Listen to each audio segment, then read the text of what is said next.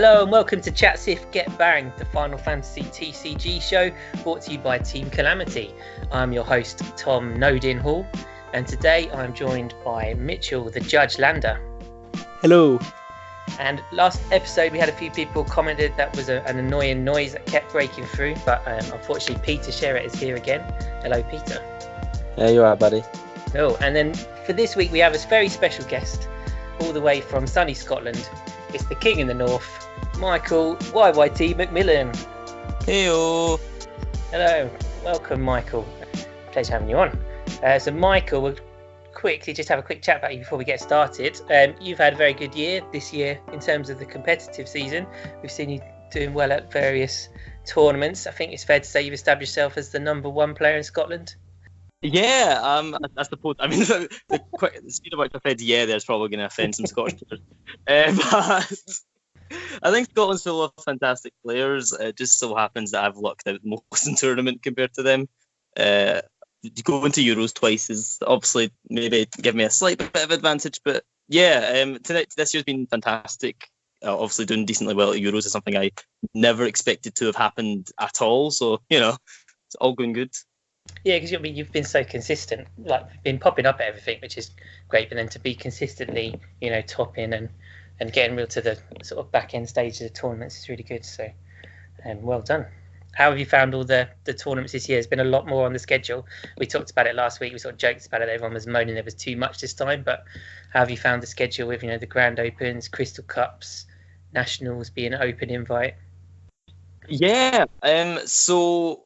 This year has been stacked of tournaments, and I don't really think that's much of a problem. I think it's actually a really good thing because they did the Grand Opens and the the Crystal Cup simultaneously. So you got your choice of the two, or in certain cases you got to go to as many of them as you like. So I went to a lot of the Crystal Cups and Italian Nationals as my sort of main tournaments this year. Crystal Cup Water, obviously, where I was able to qualify for Euros and such. I didn't really enjoy the draft format, but I did enjoy Crystal Cups in general. I think they were the big sort of events, but I liked having the opportunity of Grand Opens. However, the what's it called? Best of three format seems really, really tiring for Final Fantasy because it's not really designed for that, maybe. But yeah, I think the tournament structure this year was pretty good. I didn't really like national structure all that much. The buy system obviously didn't end up working at UK Nationals. I don't know if you all know that I was judging for that, so I'm going to try and maybe not say too much about it. But it was a slight bit of a mess, but it's going to be better for next year. That's all I know. Yes, I think maybe there's probably because of so many tournaments going back, like some of them, particularly Nationals, it wasn't massively represented with a lot of the familiar faces. Maybe it's just scheduling clash or whether it was tournament burnout, but with it being open invite, I don't know if that just put people off or. It's just to see the schedules are sort of refining each year, so really looking forward to see how they mix it up this year. Been a few teething problems, obviously, with the various leaderboard things, but it's interesting to see them trying new stuff and trying to adapt it. So. Yeah, I'm happy for them to experiment. I'm really happy for them to experiment, and I just enjoy. I've enjoyed it. There has been teething problems, but for the most part, I think it's been a successful tournament campaign this year. I'm excited for what they're going to do next year. This year's Worlds format, I think, is exceptionally bad, though. But so that's why I'm kind of glad that I qualified. Because I don't like draft being being so integral to the competitive scene, but that's more just personal bias. Why is that then? Are you not a fan of draft at all?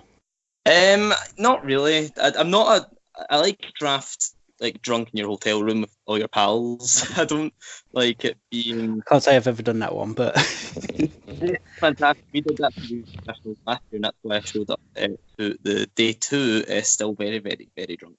But maybe that's why you don't like it. You can't focus. Yeah, exactly. Every time I do that, do you know what? Even for me and Jamie Faulkner were still pretty drunk after. Or at least getting hungover. I think we sort of simultaneously got hungover during the draft section of Crystal Cup Wind this year as well.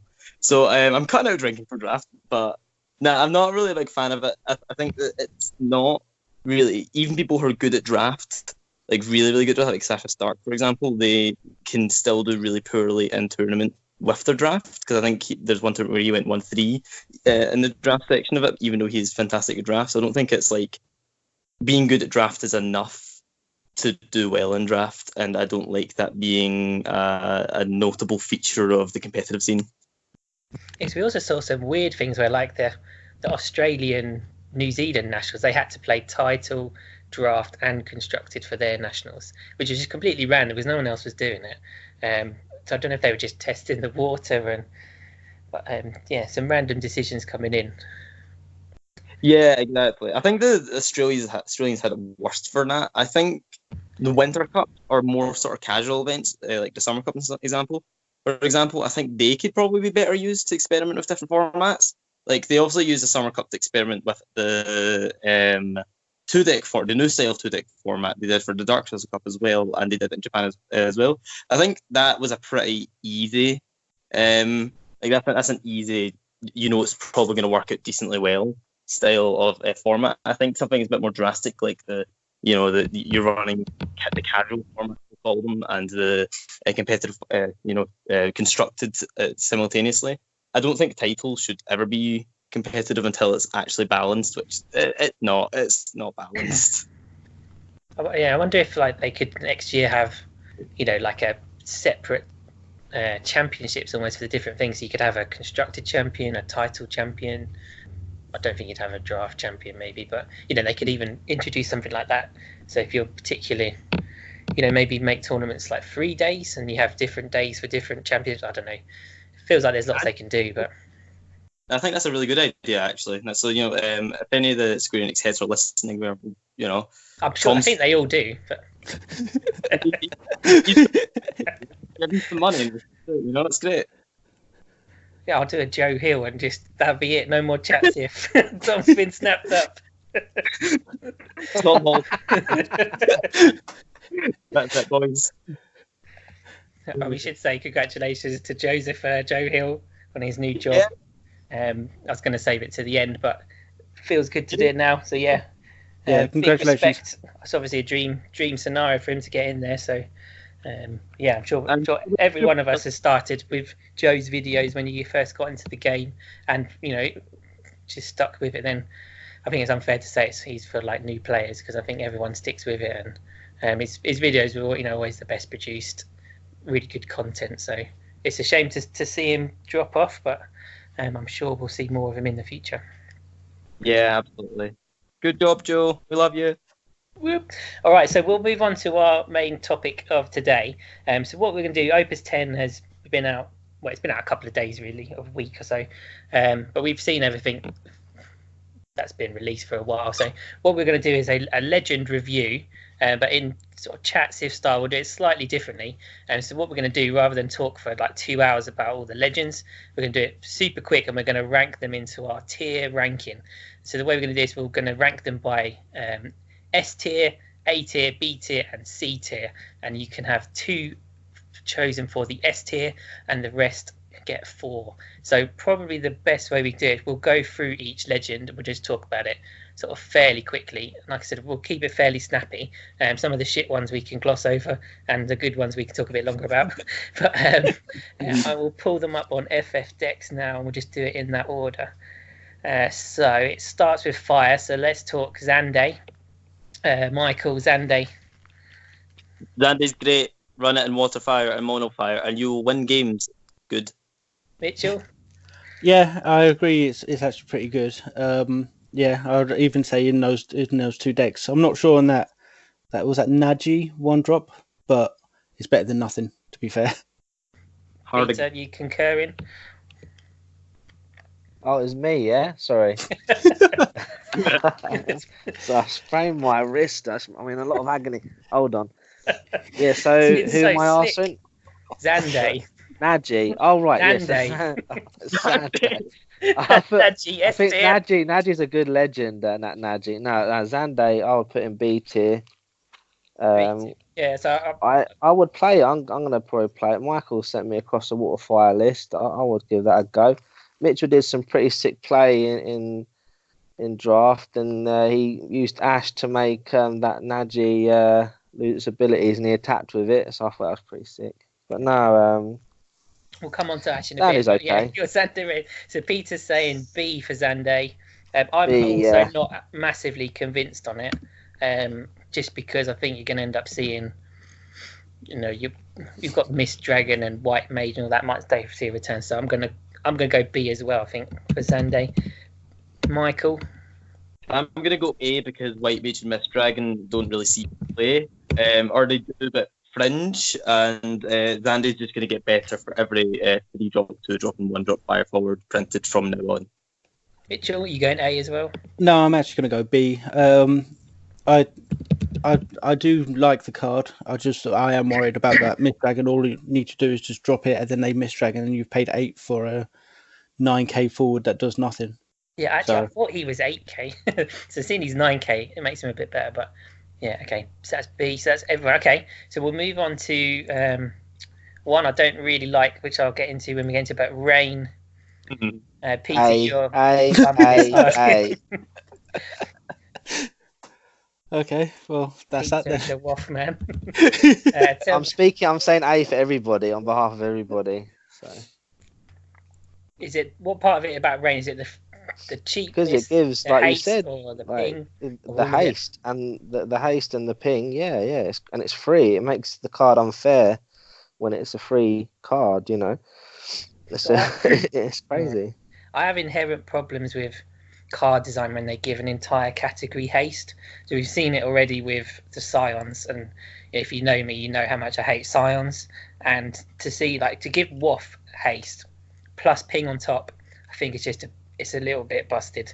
And it also is a problem whenever you now make any Waff forward. Any new Waff forward comes into the game is going to suffer because of the potential with this haste. So yeah, I don't like it when they give categories haste. That said, obviously it's amazing trait to have, so it's going to have to be an A for me because I think everyone's going to play this, and it does stomp when it's going. I'm going to go against the grain and go B again, because while I do think the Fire Earth Waff it's going to be the best deck for it, and I think it is good, I think it's so good that the rest of the deck suffers. So if you kill that Rain easily and constantly, the whole deck is just not. It's so good that it makes the rest of the deck worse, and that's why I'm not that keen on it. It's sort of in a weird spot that it's so good that it's bad. I can't really explain it, but that's why. Xande over Rain. We can't be friends. No. I went B with Xande as well. Oh, you did. Sorry. Yeah. Okay. Well, yeah. You've put fire in safely in the B section. So that's... all the good fire cards aren't the legends. We'll go Michael. Yeah, Rain's not got a single bad line of text. It makes all the other cards in WoF actually playable. It's revivable through both Tama, Minor, Limited Puma, whatever you want to run. It's just great. I think I don't really like. I'm on your boat. I really hate just generic hasty decks, and I already hated Fire Earth Final Fantasy 7 for being quite just don't really do anything, play forwards, hit EX bursts and beat them without having to do much cognitively. I think this is very, very similar, but more in the same boat as Scions. So I'm going to give it A, but a hateful A. Yeah, same as me. I like this guy. You can come on more often. All right, so we'll move into Ice next. So Cloud of Darkness. Mitchell. See, I like this card quite a bit. I'm going to give it an A tier, and mainly because I think if you drop it down early, and they've got there's so many combos you can do with that first effect. Like you could literally play it down, kill your own zapped, get a Ramu, do 7k dollar forward, and then Cloud of Darkness will trigger and kills a dull forward. Or you can even do a Glacier and pour them. There's so many combos with it that it's almost like a guaranteed kill. That first line of text is so strong, and if you play it early enough, the second line can dominate. It's a bit like Garland 9. I think that when you play it early, it just can dominate a game, and I've been up against it, and it can literally just tear your deck apart sometimes. Yeah, Peter, you're Mr. Mono Ice. What do you think of Cloud of Darkness? I'll put it safely in the B category because I like the first effect of it. I think it's quite good. The second effect I'm unsure on. Obviously, our team Calamity man Rich, he played Ice Water and done him freezing, cards like Scale Toad and Adamantoise and other monsters. I think that's quite a cool way of getting the ability off. But I don't personally like it that much. I think it's really good, but I think it requires a bit more testing. Yeah, I'm really unsure on it myself, so I don't really think I can comment too much on it. But yeah, B for me, mate. All right, Michael. I'm probably going to give this a B. It's fantastic. I think this has the potential to be an F tier in certain decks. I don't know what deck that is. It's probably some sort of Water Ice Monsters variant or something like that. But I don't really know. I think I'd be scared if my opponent played it and I had a dull forward. I didn't want to die, but the fact that I get to choose makes me slightly less. Because I'm worried, because if I'm playing Water or Wind, I just have like a dull Zidane or dull Viking and I'm kind of fine. So I don't know. It's probably a B, but has the potential to be much higher. So I think it's hard because we've only got 2 S slots, but I'm going to go on a limb and I'm going to put it in S because I think someone is going to crack this and it's going to just dominate, and it's like you said, it's one that might be a sleeper at first, but it's going to suddenly explode. Someone's going to do something sort of magical with it, and it's just going to dominate. So S for me, but I don't really know what I'm talking about. So the next one we'll move on is to Squall. Peter. I've got to give this an S personally. I would put this straight in Ice Fire. I'll put this straight in any Ice deck. I love it. I can't wait to play it. I like its damage 5 effect if you ever did get it off, because of the wording of it, that as long as it's dull and resolution, that you can do the 8k. Whereas obviously cards like Glacier has to be dull on activation and throughout the process of the effect on the modal card. So yeah, I love it. I can't wait to play it. Mitchell, you pulled like 8 Squalls in your boxes, so you must love this card. Yeah, even that has not put me off the card. It's genuinely fantastic. Like, I can't think of a time where it's not, like, because I've tried it in Fire Ice FF6, and whenever I play it, it makes a difference. It wins you games just on itself. Like, even on just being on 2 damage, you can make it makes such a difference. So yeah, for me, it's an S tier as well. S tier, Michael. I actually want to hear why you think it's an A tier before I make my final decision, because there's only 4 tiers. So. You want to hear my opinion? Yeah. First, I've given COD S. I'm going to hold my other S slots. I'm going to put him in A tier, but I think he's quality. I've played with him a couple of times with Peter on Octagon, and like, even if you're not on the 5 damage, obviously at 5 damage he's awesome. But even earlier on, you can always get him doing stuff in it. He's really cool. I think most of the time he's probably going to be a Genesis that costs 1 less, so I'm probably going to rate him A tier, just because getting his damage 5 effect off is absolutely fantastic. I think he's probably best served in like an Earth Wind variant, because I really like Earth Wind. Ice is one of my favourite decks, and I've been running him in it. He's great. He's a van target and all that, and that deck wants to be in 5 damage anyway. But I think he's not quite as good as the S tier. So I think I would rate him S tier if I had a 3rd slot, but I only have 2, so I'm going to rate him as the highest A tier. Yeah, good call. But yeah, like you said, having more Genesis is never a bad thing. I think I said that to you earlier on today, Peter. We were talking about games the other day.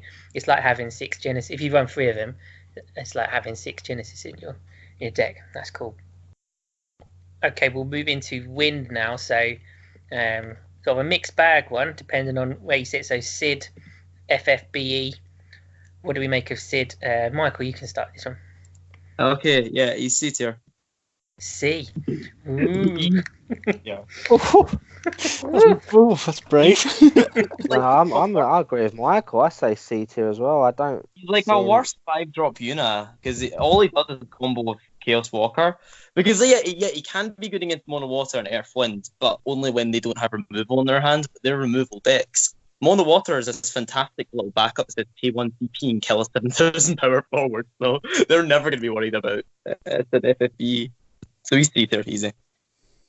Mitchell, give Sid some love, please. Yeah, I'm not really sure. I think it's got its place in a certain deck, and I think that deck is only in Wind C-tier Lightning. deck. No, in Wind Lightning. I think it dominates in Wind Lightning. I think it's a must-remove card in Wind Lightning because anything that they drop down can immediately die to that 1 CP Ramu, Diabolos, all of that sort of stuff. So it's just, is that deck going to be good? And I don't think so at the moment. So I'll probably put it in a B. I've probably got too many Bs at the moment. But No, that's your third B. So you still okay, got one. that's all right then. I think I will join you in the B group because I think, yeah, it's hard to know really until you're gonna have games where like you can't handle it or you're not ready for it, and then it just mashes you up. But then other games, it's not gonna be a problem at all. I think the fact he's a 3 cost and 7k means he's easily targetable and removable. So even if he's a big threat to your deck, you can probably get rid of him quite easily. So I'm going to go B because I think he could go either way. So yeah, B. Not quite bad enough for C. There's 4 other rankers in this set that I'm going to save for my C slots. So speaking of which, we'll move on to Fran. Mitchell, do you want to start with Fran? C, move on. C. C. It's just, is there any redeeming feature for you with Fran? Or? Well, I think Sky Pirates have to be played like a weird sort of aggro-y deck because they're all quite cheap, especially with that new no where it activates itself. So Fran can come down like 1 CP, then you can spam the board with them all being one cost less, but then that's it. It's like all you need to do is just get like a Shantotto and you've lost, or something like that. It's just so all in, and no, I just can't see them work at all. I've looked at them, I've actually tried, and it's just nothing seems to make sense in them, to be honest. Yeah, I mean, should we move through Fran quite quickly? So I think it's going to be a similar story. But Peter to Fran. Yeah, it feels a bit of a shame putting 2 win cards in the C category here, but I will be doing that because I just don't see. It's a good card for Sky Pirates, but no, it's a bad card overall. Michael is echoing thoughts over here, or? Yeah, I think I'd probably rate it B just because of the regulations in it, but it's C because of Backup Fran, which costs 1 CP and kills the forwards. So C, yeah. Yeah. Okay. Yeah, I think I'm gonna have to put it in the C as well, just because of this. It's just so situational, and at the moment that situation is not very good, i.e. Sky Pirates. It's weird, isn't it, when you compare it to Rain, how much WoF gets off 1 card, and then how much Sky Pirates gets off 1 card in the same set. But yeah, sorry, it looks really pretty though, really nice card to look at, but we'll see. All right, so we'll move into Earth next. So this might fill up our C section, but Warrior of Light and the Earth one. Mitchell, you like your Warrior Light decks? I do, and I think there is a deck there somewhere. You've got like your Warrior of Light, you've got your Arc, Refia, Ingus, and pair it with standard units. Is that any good? I no doubt we'll see it's like some sort of form of it in Japan because they're like crazy good with decks over there. But as it currently is, I would actually put it in C tier. C tier for Mitchell's a Peter. Yeah, Warrior of Light's in C tier with me. I think I already got my C tier list. You got one already, more spot. but yeah. Well, no, Warrior of Light should be, and then one after, right? Yeah, that's right. Yeah. Yeah, I was pretty certain. Yeah, what that's gonna be. But no, yeah, Warrior of Light, because I think on fire damage it boosts standard units by 5k. That's pretty cool. But like, wow, like what are you doing up until that point? Like, yeah, you can bring one in. But I don't know. I don't really like it for 7 CP at all. Michael.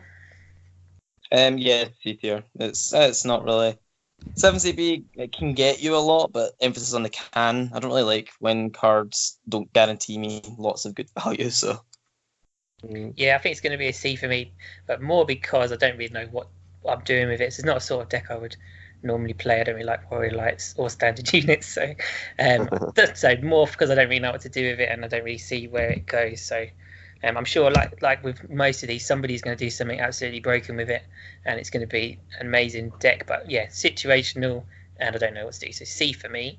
Then we move on to Shantotto, another Shantotto. Always a hard name clash. Mitchell, do you want to start on Shantotto? Yeah, I genuinely despise this card. I think it's stupid. So C tier. I just don't like its effect in the slightest. So you've got your 1 to 2, unless you know what the top card is, and there are ways to fix it, I suppose, with like Fasoid X or something like that, or even Yule in Ice Earth. But there's so many better Shantottos. I'd even say the starter one that's come out in the most recent starters is 10 times the card this is. Peter, same for you. You love a Toto. I love a Toto, mate.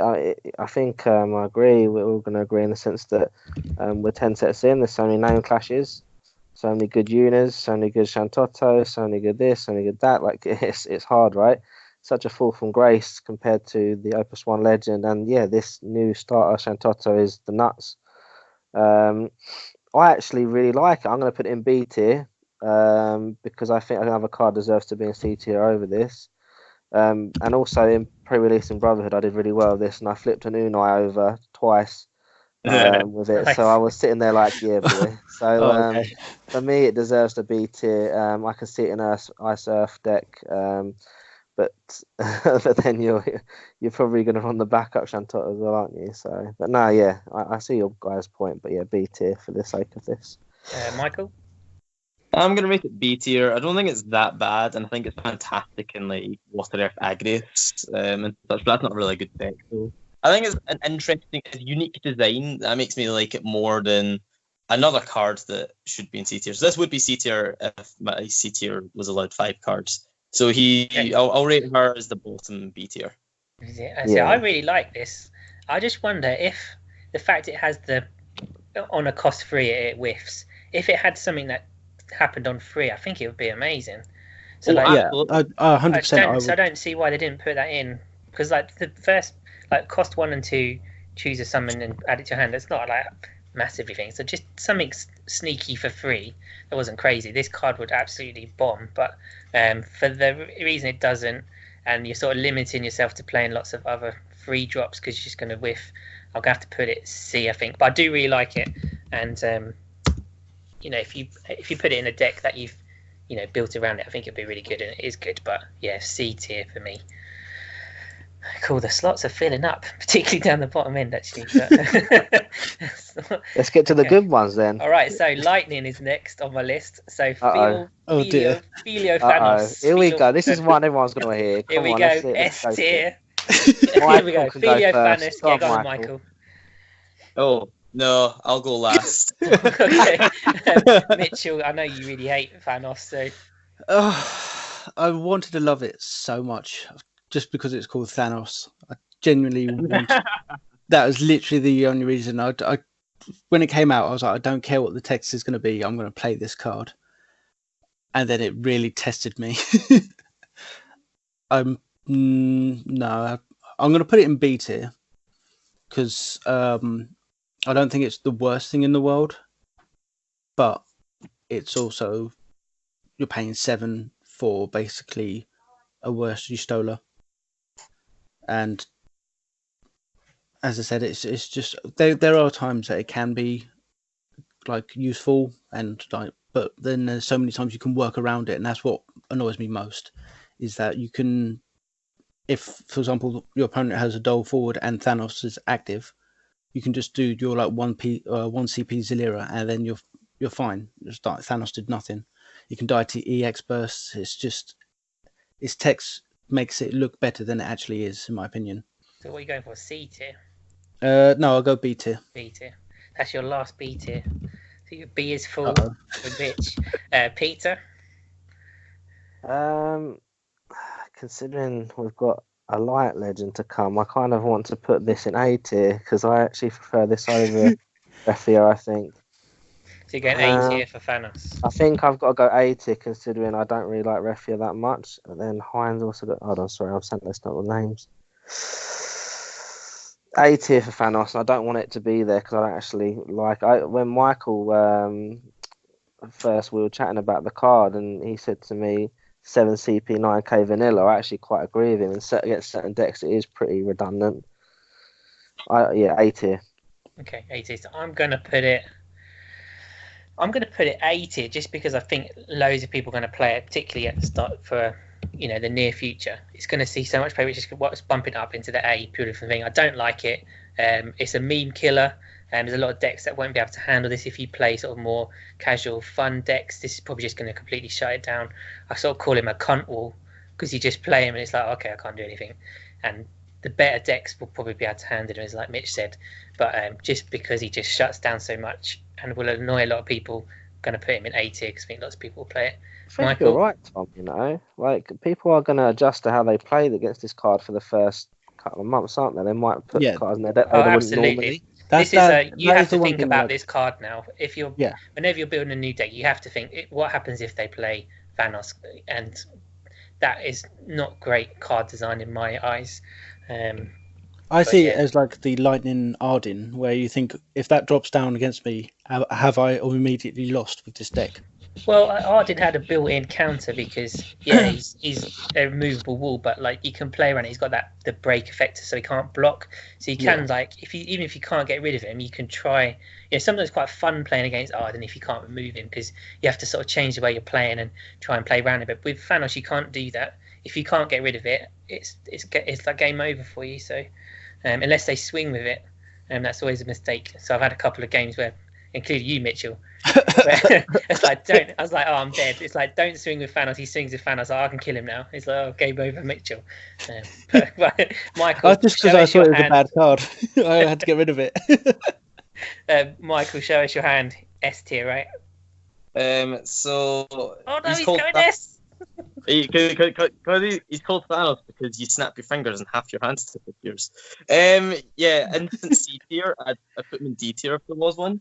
I don't like playing a forward that my opponent smiles at for me playing, because they have the answer in hand, and if they don't, well, they'll draw it because they'll draw 2 cards every turn, which is a lot. There's going to be some games. I've already mentioned he's going to be really, really good, but that's going to be down to luck rather than any actual good card design.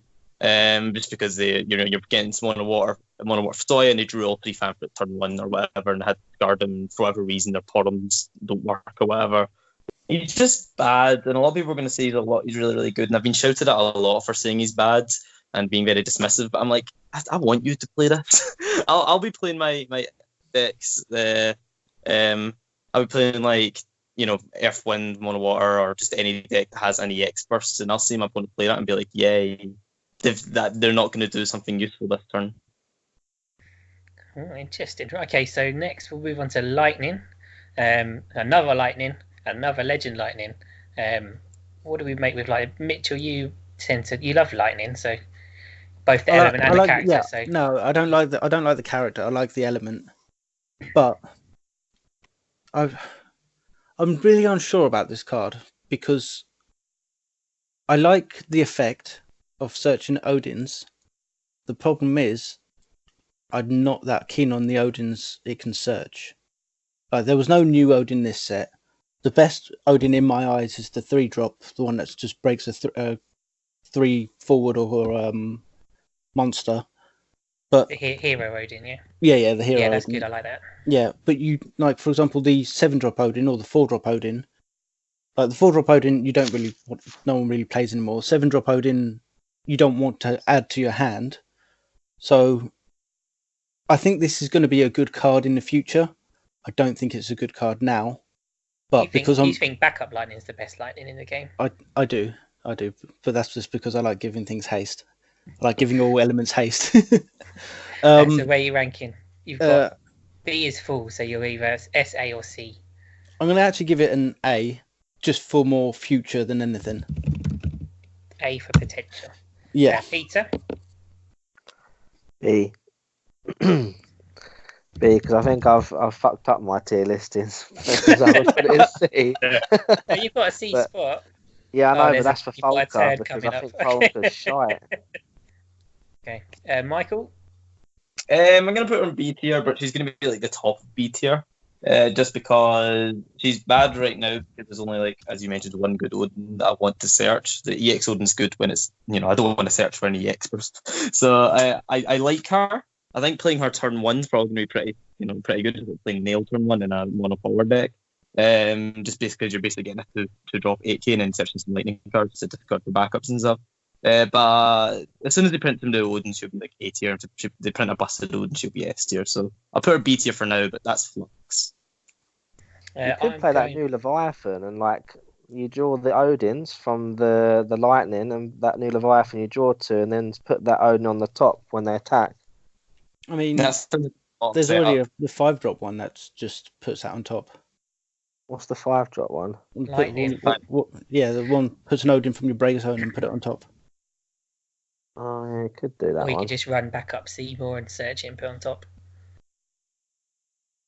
Yeah, Leviathan. Leviathan is pretty cool. Sorry, we just pissed all over Peter's spicy flavour. Peter, Michael went B plus, like B plus, good effort. Yeah. Who have I done? Is it just me left? Yeah. I'm going to go B.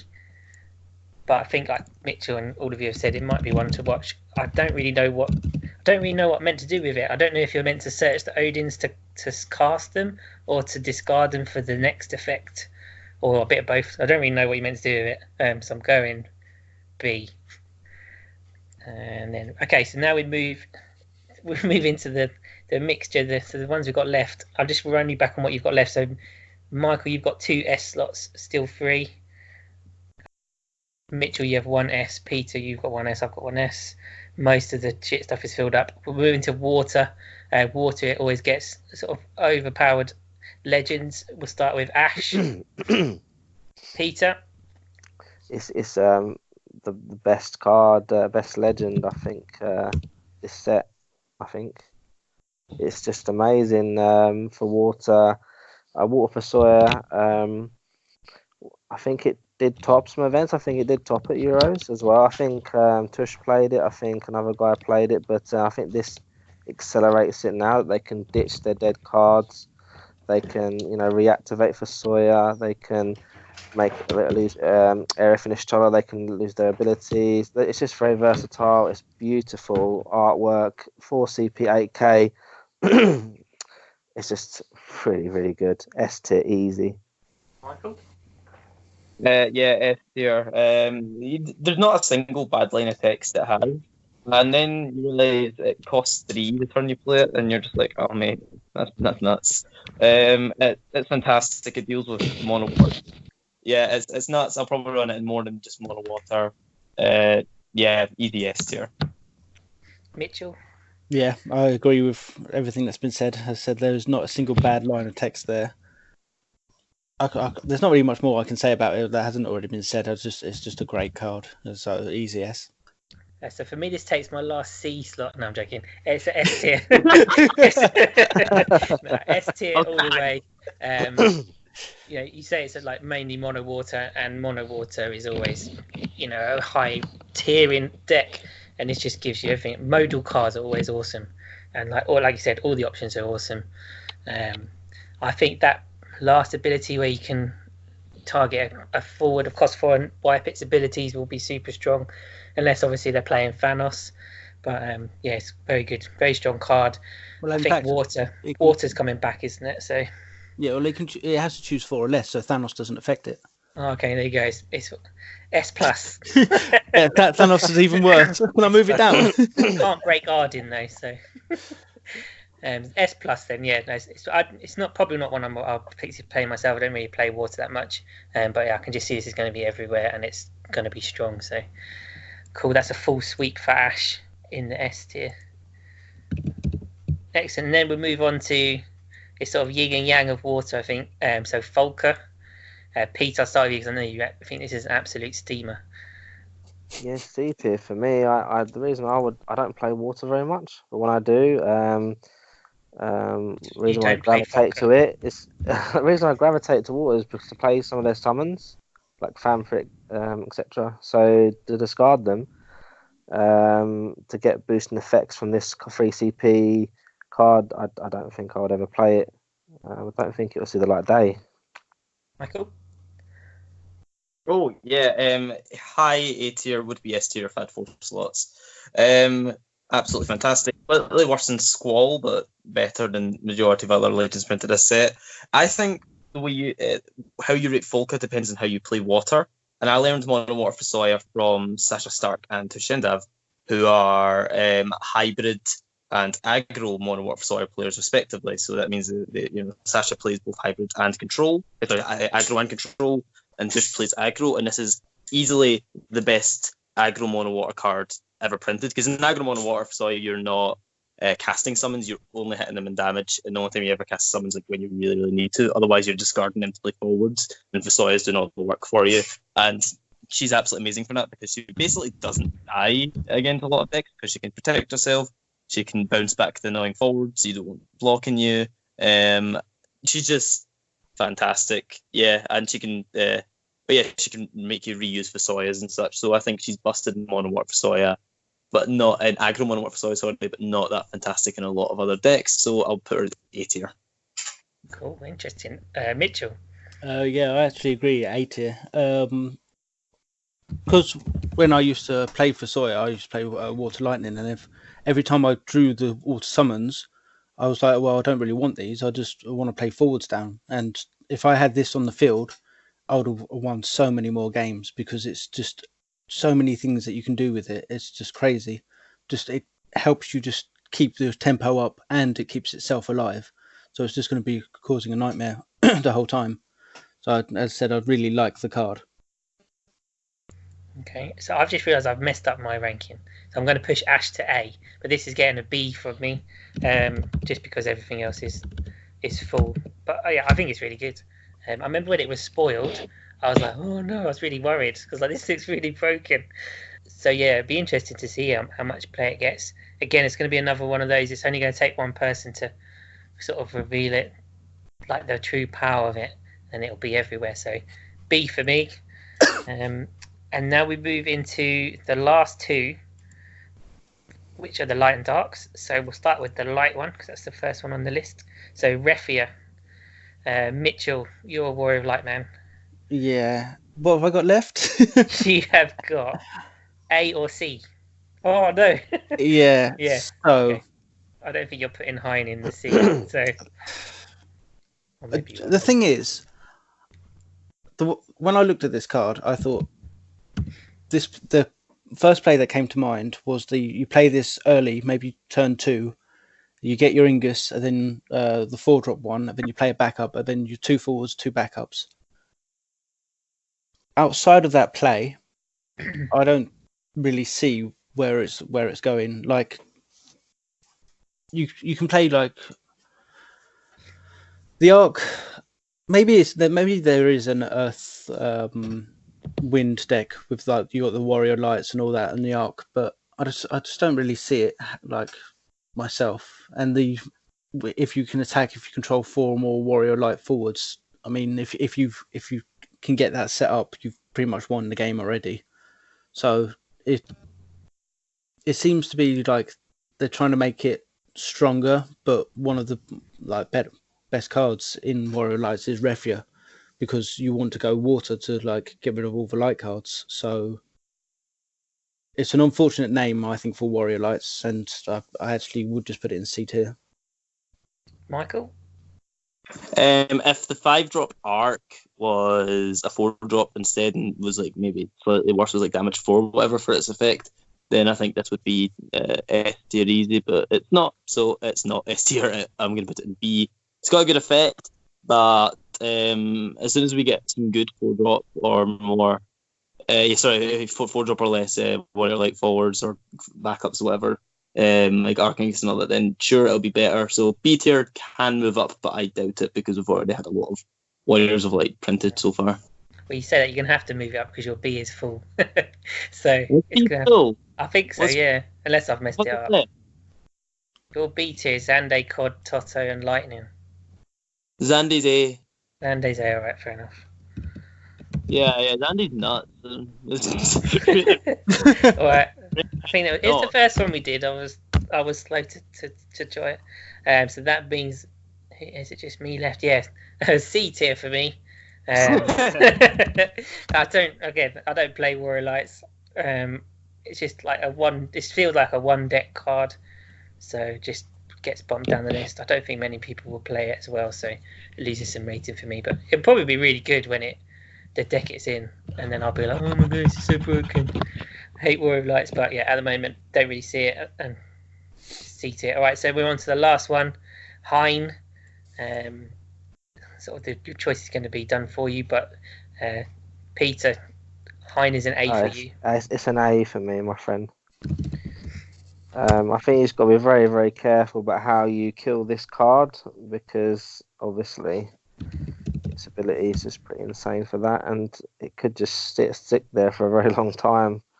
I love it. This is A tier. Yeah, I know it's A tier, and it's crap. I'm not a fan of it. I know I'm going to trigger Michael by saying that, but I'm not a massive fan of the card. It's undeniably strong, but I do like the thematic. It will keep itself alive by draining your resources. I love all of that. Other than it just sitting there, I'm not that keen on it. I don't know. Michael, tell him how to use Hein. You enter attack phase and they take a point of damage. It's Oh well, that's where I've been going wrong. You've just been leaving it. Yeah, you're like, what's it now? I'm always losing, so I never go to attack phase. I get you. I think S series fantastic. 4-drop 9,000 is my favourite stat line in the game. And here's why, because it's not often that 9,000 power forwards don't die to Diabolos, and it's not often that 4-drop forwards don't die to Fianna Valfor. And this is exactly what this guy does. So he doesn't die to Fianna Valfor. Obviously, they can Fianna Valfor Chilinka, but that's them investing a lot of CP, or Fianna Valfor twice or whatever. That's a lot of CP, and then there's so many ways to get him back in the decks you're running him in. So I think he's fantastic in Earth Lightning and a lot of Earth decks. I'm running as a one of him and one of Fire list currently. I think he's so splashable. He's got the same sort of curved stat lines like Galades and such, and Galades has always been powerful, but he dies less compared to Galades, which is where you kind of want them to kill it. So he's bad in the mono water matchup, but I mean, there's so many good cards that are bad in mono water matchup. Camelot sticks out as one of those. It's fantastic. He's great. He's good. You need to play him a certain way, so you can't go down in hand size when you have him out, which can slow down your plays, but slow down your opponent plays as well, because they have either something that is going to block as much as it likes, or it's going to block at least one forward, or it's going to attack every turn. So yeah, he's great.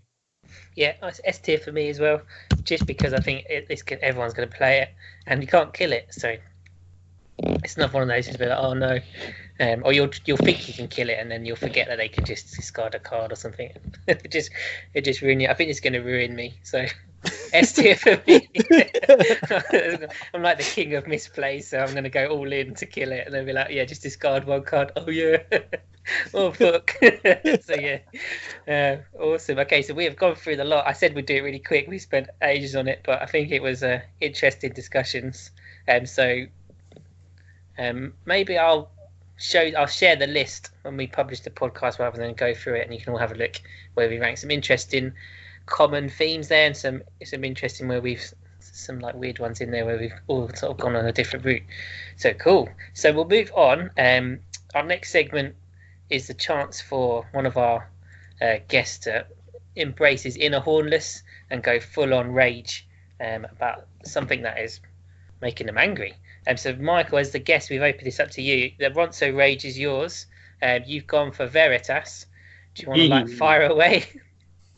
Yeah, so I don't know what the topics could have been, but as soon as he said I could be angry about something, I just started speaking about Veritas in the group chat we're in. So yes, Veritas of the Dark and why he's a bad card, in my opinion. Yeah, so I've gotten a lot of flack for this because, and I'm sure you are typing away in your keyboards saying you're never going to watch the YYT ever again because Michael dare speak ill of your God King Veritas. Essentially, I think he is a very expensive forward that does the job of other forwards very, very poorly in the majority of decks. For example, Galdes, which is a card I rate as one of the few S tiers in the game, as an S tier card. So this is like something on the scale of Ishtolan, Porom, and such. And I think there's so many decks where you'd rather Galdes than Veritas. Basically, all of them, I think, because he costed you less, but takes relatively more from your opponent for what you pay in. Because discarding one card from your hand, that's not a lot, or getting one card back from grave and all that, that's not a lot. But then you remember you don't have to discard a card to play the Galdes. And if you are, it's usually either a backup or it's because you're playing Galdes turn 2 and asserting some real pressure because they don't want to fan for that. Comparatively, I think Veritas is something you can't really play early game without forfeiting all the amazing cards you have in hand. And you don't really want. I don't really ever want to play him late game because my opponent more than likely has a Viking or a Zidane just left there stray they want to put in bin anyway, or like Porom or whatever, or like just a really good high value, low quality forward. As I said, like Zidane and all that. On top of the fact that if I am playing him late game, no matter what point in the game I'm playing him, unless I'm star sibbling him in, he is going to cost at least one card in hand, and I think that's too much in my opinion. I'd rather use that one card in hand to say if it's a backup, I'd rather like try and like use a Diabolos without my opponent expecting that, or just invest in anything else. On top of the fact that they constantly print nut start cards like Reagan and Efragastal and Galdes and such, and I think he's just such lower quality in comparison to them. I used to be a big fan of Veritas, and three Veritas Water Wind, which was I think that was probably the best I can see him in play, because I think one Veritas is very bad. I think two Veritas is okay, as in like at the sequence in which you play him. I think if you play a third Veritas against decks like Icefire and all that, they hate that. They hate that. They really don't want you to do that, and I think that's when it's good. Icefire was really popular in my locals for all of the Opus Veritas came out. But other than that, he sees play everywhere, and I only ever lose to him when I was going to lose the game anyway. And it just makes me angrier because my opponent sits there going thinking, "Oh, I've drawn the nut and this one turn, but I've not drawn the nut the rest of the game." I'm like, "Nah, you got everything you wanted. You just happened to have a Veritas in your deck that did well because I couldn't afford the forward, any other forward, or you happened to kill my Zidane and Porom, whatever, for EX burst. So when you played your Veritas, it was good." So I think he's only good when you're lucky, and he's bad when your opponent knows how to play the game. So I'm just I can stop you there, Michael, because on the line here we have Peter and Mitchell, who regularly play multiple copies of Veritas. So do you want to interject here? Been told? I think you've been told.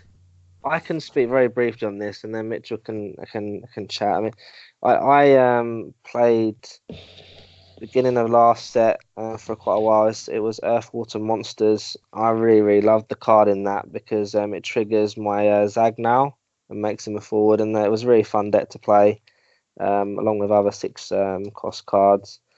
But yeah, I think it was really fun against aggro decks as well, which I did struggle against because we have a lady called Kat who comes to our locals, and Jesus Christ, you don't get a turn with her. But no, I think it's quite a fun card. I mean, I haven't been playing competitively for a while, so I mean, I do respect Michael's opinion here. So, but yeah, I'll let Mitchell have a chat. Yes, Mitchell, your new Opus 10 deck, it's running Veritas. Yeah, the main reason you're going to swap it for Galdes now. Oh no. The main reason I run it is because it's, first of all, it's searchable in my deck because you can just run Gabranth and get it, so you don't need to run those 3 copies. You just run the one. And second of all, is to help, as Peter said, to help with the early aggro. Like there are times when my opponent can have like 2-3 forwards, like turn 2 or something like that. They're fully committed to go, like trying to just burst me down. If I play I can search my Gabranth, I play the Gabranth, I play the Veritas, they have to get rid of the Veritas, they're losing something else. They've lost 2 forwards and they have to deal with the AK. So that's generally why I like it, is just because of that. there are like other cards that do work better in other decks. Like for example, I would never play this in Earth Wind or anything like that, but in certain decks it has its place, as just as Peter said, win like in his Earth Water Monsters and my Earth Lightning. So maybe, Michael, you're so angry because you've been so engrossed in the competitive scene, because this everyone was running Veritas for the the best part of Opus 8 and the beginning of Opus 9, so they were everywhere, and people were calling for it to be banned and stuff, because it was just, so maybe that's where your hatred is coming from, just because you saw it a lot, or do you think it's that rubbish? No, because you didn't say it wasn't pissing you off because they were playing against you. It's because it's so bad. What made me so angry is that I'll tell people, oh, you could take that and put a Galdiz or like another a good start card instead, and then they get angry at me. So that's probably why I'm just taking the anger people give me for it. It happens in YYT a lot. There's been many arguments where I'm just sat there like four people telling me about how amazing Veritas is, and I'm like, I want you to play it against me. I run Forum and Zidane, but I don't know. As an anti-aggro card, I prefer Galdiz because I think because the best aggro deck right now is Mono Water for Soya. Ice Fire is fantastic. He's easily the second best aggro deck. But they're the only two good aggro decks in my opinion. I am deeply rooted in the competitor, as you guys have mentioned, so that's probably why I think of it like that. But also, I don't think it's fun enough for locals for me to warrant it in a non-competitive deck. So that's my other argument for why I don't like it. When you're looking for a non-competitive deck, it's usually going to be, for me anyway, it's usually going to be a fun one. And if it, like my Eildnarsh deck, which might be competitive, we'll get into that later on. But I'm enjoying that as a nice, fun locals deck, so I wouldn't ever run like an unfun card like, Argath or Veritas or anything in a locals deck, personally.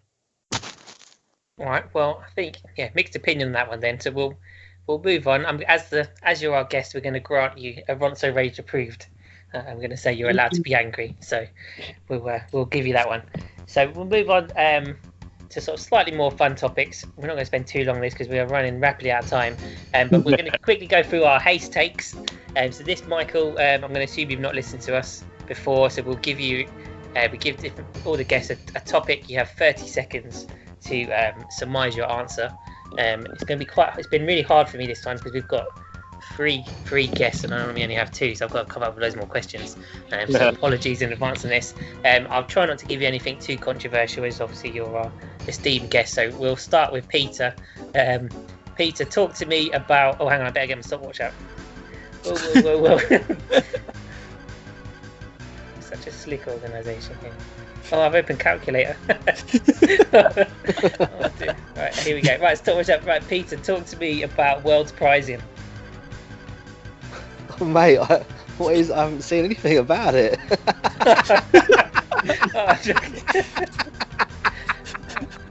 What is the World's Prizing? Nothing. Yeah, that's why you haven't seen anything. There's nothing there. Oh, was there an announcement? Yeah, right. I'm going to reset. Stop the clock. Mitchell, I'm so sorry. I'm so sorry, Tom. No, why don't you quickly look at it now? Yeah, Peter, you go look it up. I'm on my phone. Okay. Oh, Mitchell, you go. It's ready. 3, 2, 1, go. Wait, what? Oh, right. Okay. World's Prizing. Okay, so I don't really know where to begin because I've only got 30 seconds. But it's the honour of going is what I would actually like. Don't get me wrong. I can see why people are upset about it, but you're going there to prove that you are one of the best. It might be me just not because I've never been in this situation, but as I said, I would be happy just to prove that I am one of the best in the game. So I wouldn't go for the prizes. Trash prizes. That's what Mitchell's saying. That's my best question. It's spectacularly failed. Oh man, right, okay, let me give it. Alright, Michael, was Opus 10 the worst set for sealed? No. It's alright for sealed. I'm trying to think, I don't know, yeah, it's okay for sealed. It could be better, but I think Final Fantasy is pretty bad for making sets for sealed anyway. Opus 7, I think, was pretty much okay, but that's just about it. All right, 16 seconds. This is such a fail this week. Yeah, maybe we'll skip this. Yeah. I guess Michael's. Yeah. Michael, you must be a fan of searching Mobius forwards and Odins in Opus 10, but we'll move on. Mitchell, or is it Peter? No, it's Peter. Yeah, Peter, you actually get on this time. Now we know that Sakura can't be triggered off Phoenix or Al Cid. Is it any good? Yeah, I quite like the card. If you control a damage forward, you draw 2 or something, right? Yeah, I think that's pretty good for Lightning. I'm sure they can trigger it because they always damaging cards. Yeah, I think it's pretty cool. I don't play Mono Lightning. I think Mono Lightning is bad, so I just I wouldn't play it myself. But I think it's a good card. Yeah. Yeah, it's fine. 20 seconds. I might just cut this bit out. No, Michael, it's you. Michael, what has been the standout deck for you this competitive season? Fire Ice was fantastic. I really like the resurgence of Earth Winds in a different deck. Earth Wind's my favourite deck list. It's playing entirely differently in non-aggro because Stadaluma's dead, but it's still fantastic because of Warcake is Pume Engine. So Earth Wind, I'll say. Okay. Maybe we should just reduce this to 15 seconds each week. Yeah, because I don't know how long 30 seconds is, so I'm sitting here like, I'm talking really fast. Peter, is WAF the new Scions, or will it be better? Well, I mean, were Scions only ever good? I don't think they're ever. I can't even talk. I don't think Scions were any good, but I think WAF could be quite good. Yeah, I think you could give someone a game with them. Like I think Mitchell or Michael said earlier, one of the two. They said that if you remove the reins consistently, it's pretty bad, and I do see that point. So yeah, that's what people will try to do, I think. I think Rain's nuts, so don't worry. Well, it's not your question, Michael. I know. But this, you can easily get it back though, can't you? You've got that Rorik EX burst. Well, the timer has stopped. So Michael, let me just explain. Don't say 15 seconds from your own question and then interrupt someone else's. That's not how it works. Although I do like the format. Mitchell, I think this will be the last one because this is going one Whatever. Yeah. I think this one was designed for you because I know what you're going to answer. So which character that currently doesn't deserves a legend? Oh, God. Seymour. See, I know you want Seymour. You want Seymour. And I kind of want Seymour as well. So yeah, it's got to be Seymour. Like, I am absolutely fucking pissed that he's only got a rare and a, is it a common? At the moment, he was like one of the best characters in 10, and he's got nothing. He's got give us Anima and him together, even if it's a legend that searches Anima. Give me that. Is that 30 seconds? Dear Kageyama. Dear Kageyama, please give me a Seymour. So you really want Anima, I guess. Yeah, I'll take both. Give me Anima. Oh, yeah. Anima, save me. Actually, Anima saved me. Like in chapters, it was a summon. I think it did 4 cost or 5 cost, and it did 16,000 damage split between all 4 your opponent controls. Oh. And I'm like, yes, give me exactly that. So we'll move on to our last segment of today, which is our Cosmo memory. And once again, we've reverted it over to our special guest. So Michael, you have choice of the Cosmo memory. You have gone for Eld Nash, Opus 5 Dark Legend. What is it you love about Eld Nash? I love it. It's great. He's just such a he or she, I don't know. It's a fun card. Basically, the reason I think it didn't see play, other than it being a 6-drop, dark card you can't discard, is that you had to run more than one dark card to get full value off of it. More than one Eldnar, sorry. So he always bounces back to hand. So there's only a couple of scenarios where he can actually die in, which is like when he's when he has his ability removed or whatever for Kukulane or Ash now. But you didn't really want to, because you didn't really want multiple dark cards in hand, and he would often sit there in your hand as a multiple of. And that was never worth playing. He always made fun decks with Sin and such, but never really saw much competitive use. But they printed Eildnarsh an ice card now, which is actually really, really interesting. Because it means you can discard it early, and an Earth, which I think is probably best for Eildnarsh because of Star Sibyl, you can use Luna's Puma or choose Sith or like Minor and Mephilia and such to bring back the Eildnarsh, the ice one that you discarded early on because you searched it, because they gave an EX searcher as well. He's so searchable because he's in, like, say, Ice Earth Wind or Ice Earth in general, for example. He's searchable by 2 backups and he's searchable by Camelot. He's just, so I think he has a chance of maybe not being quite competitive, but doing well enough in tournament. I can see him, like, you running one Eildnarsh that's 5-drop ice and one Eildnarsh that's 6-drop dark, and actually doing like 5-3 at a tournament, or maybe even better. Just because it's, say, with there's a lot of cards that you play and your opponent either has to top deck an answer, or they lose that turn. For example, I see Zande, Van, the new Van. If you're on 5 damage, that Van's obviously you're going to be playing 3 forwards, hopefully, and giving your opponent that extra turn might be all they need to stop themselves losing to that.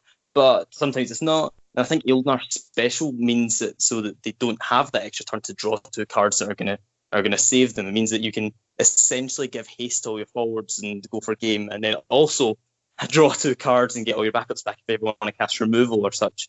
So in general, I just think he's really, really fun. But because he's now got a discardable version of himself, that you don't need to sit and basically have a 3-card hand because you've got 2 identical dark cards in it. I think he can be very, very useful nowadays, and actually has a place within. Maybe we'll see the meta. I think we'll see how World and the Winter Cup does and all that. But I have a suspicion that I might end up running him for Winter Cup, since it's a more casual and fun event. That sounds awesome. I didn't realise it was a he. I always thought it was a she.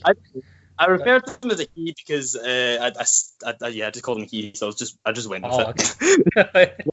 Okay. Mitch, is it a he or a she? I mean, not that it matters now in 2019, but I haven't got a clue. I've never played it. That's Rich's domain more than mine. Yeah. He plays all those wonky ones like Tactics. Comment down below what gender you think Eildnarsh is, and then someone comment down below what gender they actually are. Oh no, I'm not getting into that. No. But no, I think I'm at the Dark Cup. So obviously Kageyama was there doing the gunslinger, and he's a big advocate for the Paradise Eildnarsh. So maybe he's done this to make it even better. Well, he always played it in mono fire, but he was already a big fan of it. So he's probably just trying to tell us how we're meant to play the game. But I'd love to see loads of Paradise deck stuff. In fact, maybe Michael, this could be a challenge for you. If you build us an Eildnarsh Paradise deck and we can run it on the meme versus meta, and get Mitch, you build it and play it for us. Yeah. Yeah, no, I'll play any. Oh, actually, no. If you're gonna run it at the Winter Cup, you might want to keep it like secret tech. No. We might do a deck tech talk on it. Okay. The reason I chose this is because on Saturday I had some friends around at mine. I had some of the YYT around at mine, and we were playing like what we thought were meme cards. So I was running normal Earthwind of Dogga, and it turned out to be pretty decent. And then I swapped out some of the cards to be ice cards instead, including Eildnarsh and and it turned out to beat Mono Water Vasoya more times than I lost to it, which that I think was pretty promising, and it did well against a load of other decks, and it did really well in the Earthwind mirror because they didn't really have a way to consistently kill it. Because they can cast Diabolos but bounce back to hand, so I will send you guys my list for it currently. It may change, it probably will change, but it is fantastic. It's Earth, Ice, Wind is abusing Van, and it lets me run Squall and Earthwind, which I mentioned before, is probably the best place for him because you want to be sitting at damage 5 anyway. So I will send you guys that list over, run it for me versus meta, and you check out the YYT's channels because there might be a deck talk going up for it soon. We'll see how busy Steve is. Combined forces, the ultimate. We will be unstoppable. Ultimate is content creation. Llama YYT. Let's go. Oh, brilliant. Well, on that note, I think we've probably run over time for our episode today. So, Michael, thank you very much for joining us. It's been a pleasure. It's been really fun. Do you want to plug your YYT stuff? Yeah, of course. Thanks very much for having me. It's been fun chatting to you guys about Final Fantasy. It's a fun game. Yeah, please check out YYT. We did a bunch of set reviews that were just more than Legends, and we're constantly uploading videos of just us playing, and we're trying to spice up the decks we bring lately. And if you guys haven't already, check out Damien Zood's stream for the set review as well. If you're looking for more set review from more competitive players, such as like myself and Joshua Freeman Birch and that, I think the VOD will be going up for that soon, and that's to try and raise money for the 20 million tree challenge. So please go donate, please go watch, and yeah, thanks for listening to me chat about this Final Fantasy trading card game. Brilliant. And on that note, I will say goodbye, and we'll see you next time. Bye. Bye.